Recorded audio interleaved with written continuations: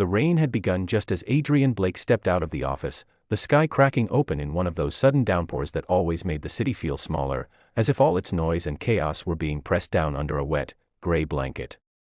He didn't mind the rain, he rarely minded anything anymore. His life had long settled into a rhythm built from responsibility and silence, meetings, decisions, dinner with his daughter, more work, sleep, repeat. But tonight felt different the moment it began. It felt like the universe was nudging him somewhere he didn't understand. He sat in the black SUV as it hummed through the slick streets, staring at the location his friend Daniel had texted. A blind date. A ridiculous idea. He had refused it for months until Daniel cornered him with something between desperation and mischief, claiming this one, just this one, was important. Adrian didn't believe in destiny or love at first sight or magical connections, those were luxuries other people indulged in. But Daniel was persistent. Think of it as a favor, he had said. You owe me. Maybe he did. Years ago, Daniel was the one who stood by him when his wife died. The one who made sure he ate, slept, and didn't drown in grief.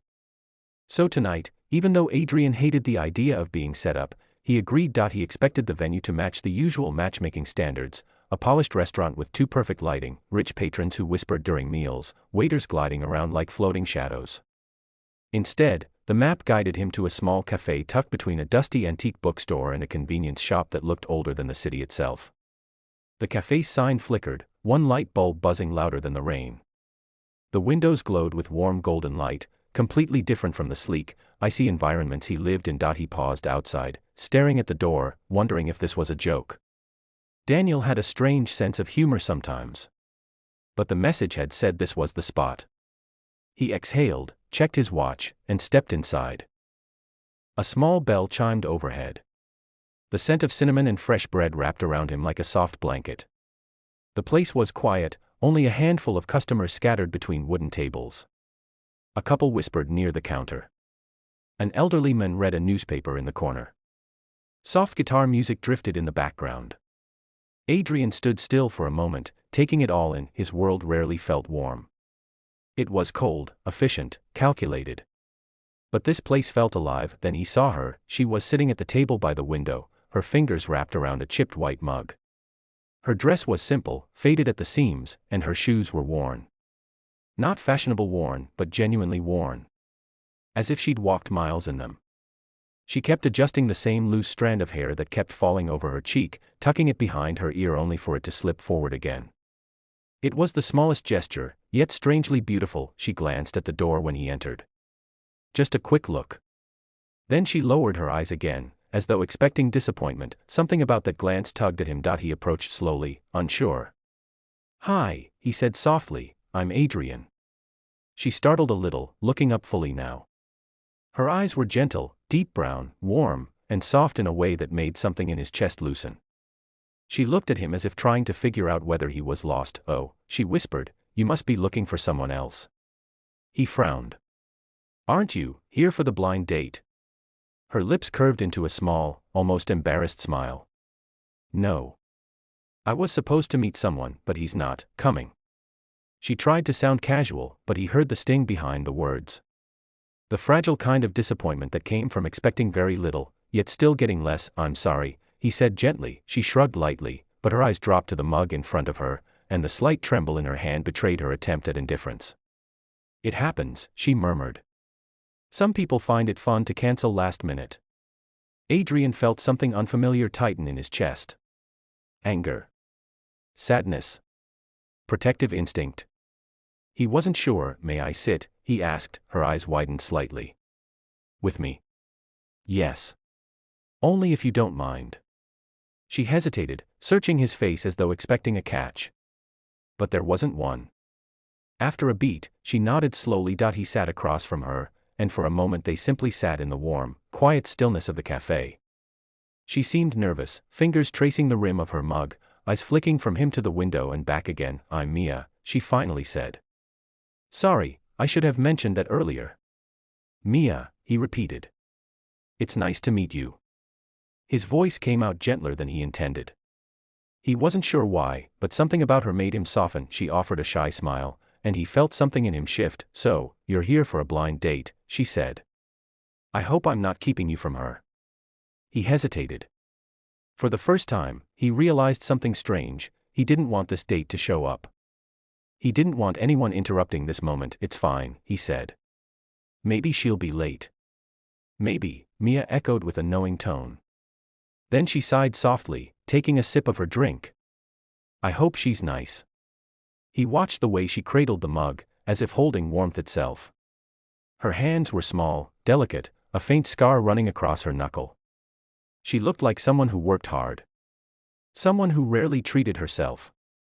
Someone who didn't expect much from life, but still tried to shine anyway. Do you come here often? He asked. She nodded. Every day, actually. I work here in the mornings. And sometimes evenings. And sometimes extra shifts when they need help. She laughed a little. Which is almost always.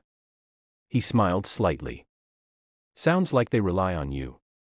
They do, she said with pride. And I rely on them. This place is, kind of my safe spot.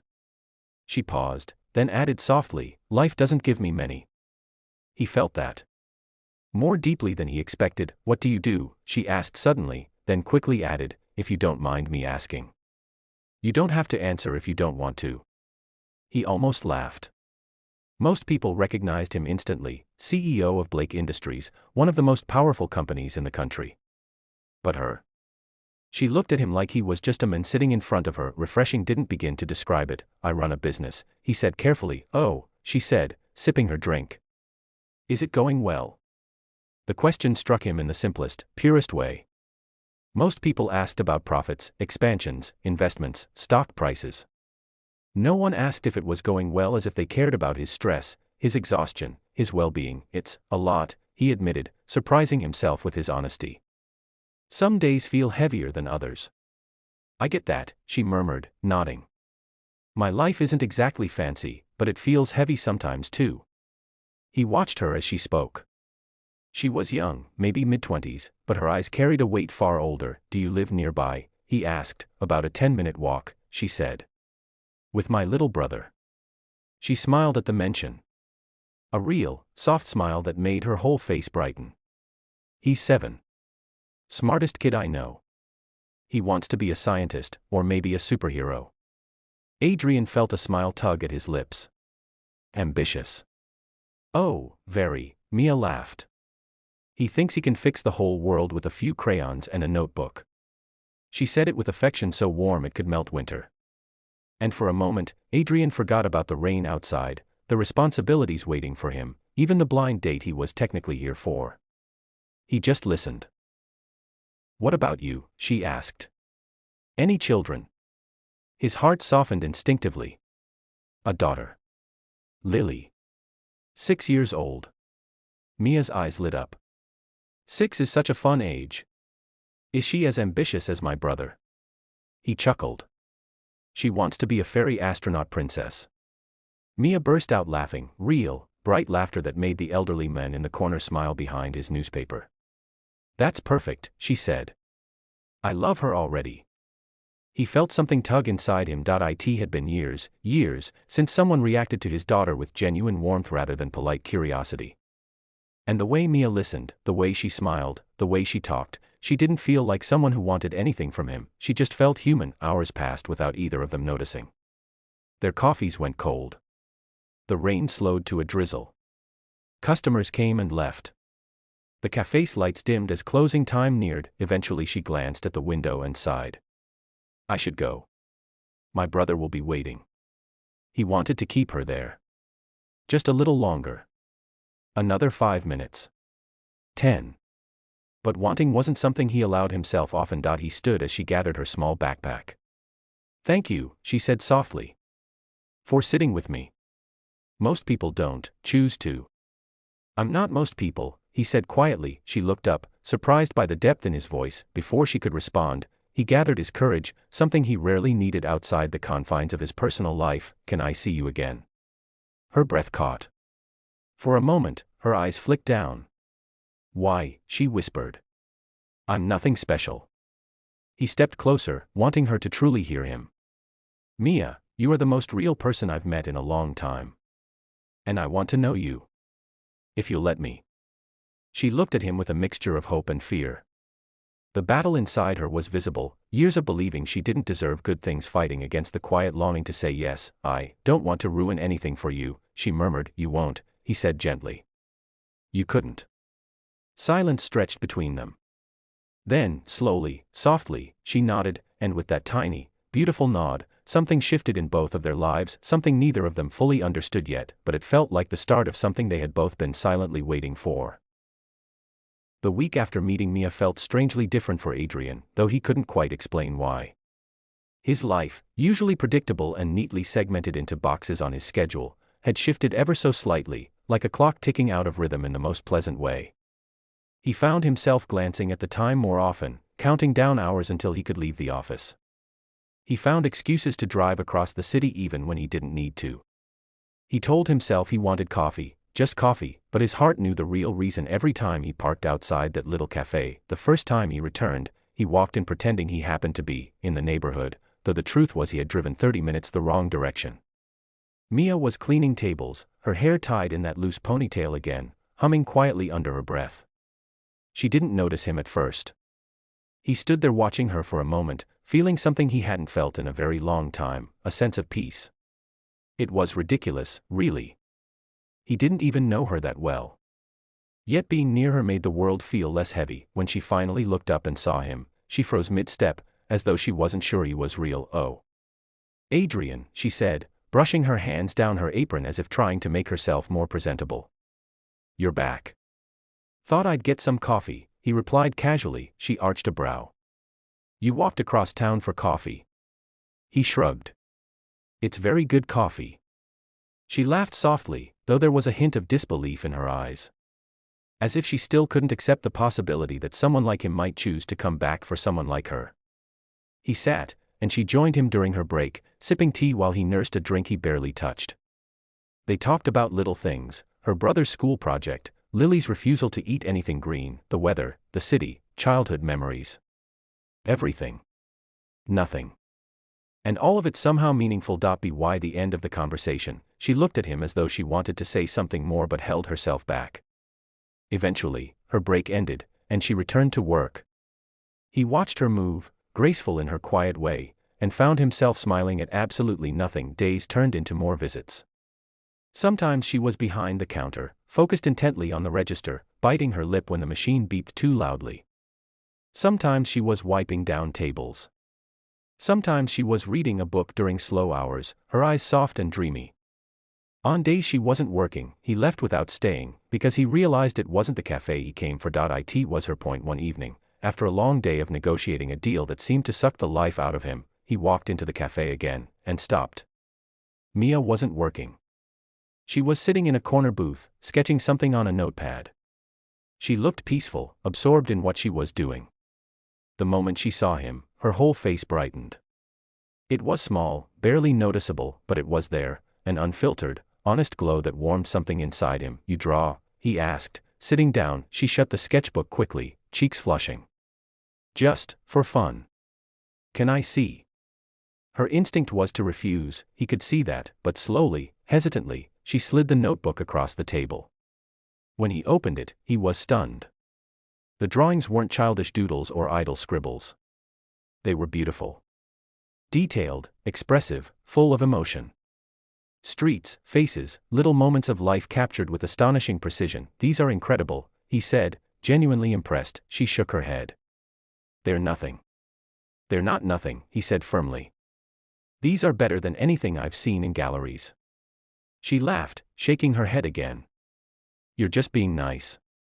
"I'm being honest." His tone made her pause.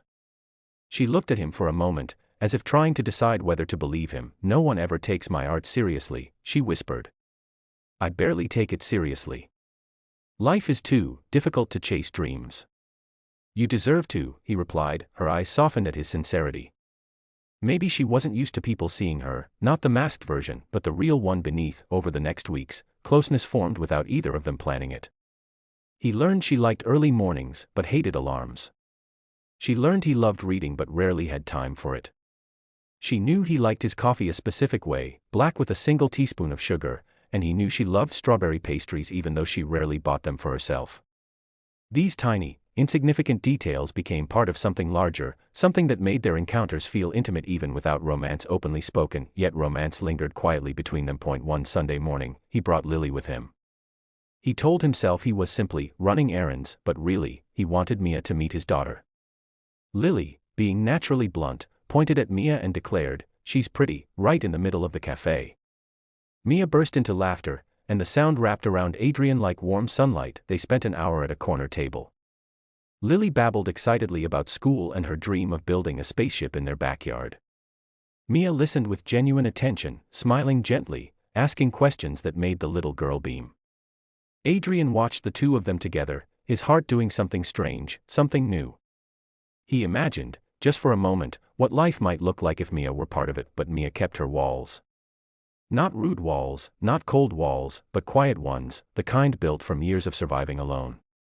Whenever he tried to get closer, she'd shift the conversation or lower her gaze, as if afraid to step into a space that didn't belong to her. One evening, when he asked if she wanted to take a walk, she agreed. They walked along the riverside path, the city lights shimmering on the water. She kept her hands tucked in her coat, shoulders slightly hunched against the wind. "You always look like you're bracing for something," he said gently. She blinked.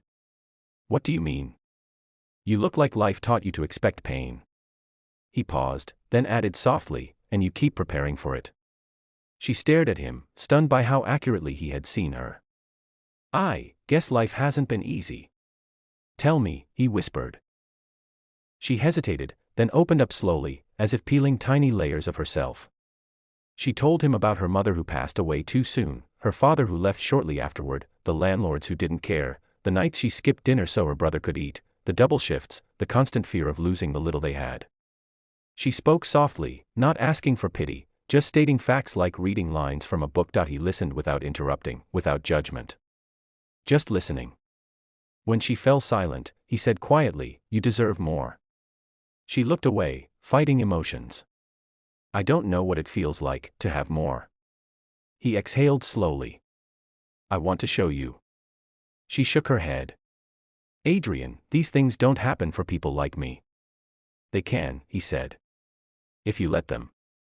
But the possibility terrified her. She wasn't afraid of him, she was afraid of believing him. Because believing meant hope, and hope had betrayed her before. Even so, she continued meeting him. Continued talking to him. Continued laughing with him. The connection grew quietly, like roots beneath soil, unseen but strong. Then the world found out. It started with a picture, one grainy photo taken through the cafe window. A gossip site posted it with a headline that cut through her like a blade: "Billionaire CEO spotted with poor waitress, is this his new charity project?" That was only the beginning. Overnight, paparazzi swarmed the cafe. Reporters shouted questions at her while she tried to carry trays. Customers stared and whispered. A group of girls mocked her openly, saying she was delusional to think he'd ever be serious about her. Her boss pulled her into the back office, voice trembling, apologetic but firm. "Mia, I don't want problems. Maybe take a few days off." Few days off meant no income. No money for groceries. No money for rent. Fear settled in her chest like a weight. That night, she saw two more headlines. One questioned her character. Another implied she was chasing his wealth. The worst part, she believed them, not the cruel words, they weren't true. But she believed the idea that she and Adrian existed in different universes, separated by more than money. He belonged to a world that could destroy her with a single rumor. She belonged to a world where missing a shift meant unpaid bills. So she made a choice. She stopped answering his messages, stopped replying to his calls, stopped showing up at the cafe when she knew he might appear. She avoided the very places where hope existed. Because losing hope hurt less than letting it grow. For days, she carried guilt and sadness like stones in her chest. Her brother noticed. He tugged her sleeve and asked why she looked tired. She lied and said everything was fine. At night she cried quietly, afraid he would hear. Adrian's voice echoed in her mind, "You deserve more." She wanted to believe it. She really did. But belief didn't pay rent. Belief didn't erase headlines. Meanwhile, Adrian was losing sleep. He went to the cafe 3 times a day. He messaged her, worried she was sick or hurt. He even drove by streets she mentioned once, hoping to catch sight of her. And each day his frustration, fear, and confusion grew when he finally found her walking home one stormy night, soaked and shivering. The truth broke open. She didn't run because she didn't care, she ran because she cared too much, she ran because she thought she wasn't enough, she ran because life taught her that good things never lasted, and Adrian realized, standing there in the rain, that he had only begun to understand her heart. That her silence wasn't rejection, it was fear. Deep, rooted fear that he now wanted more than anything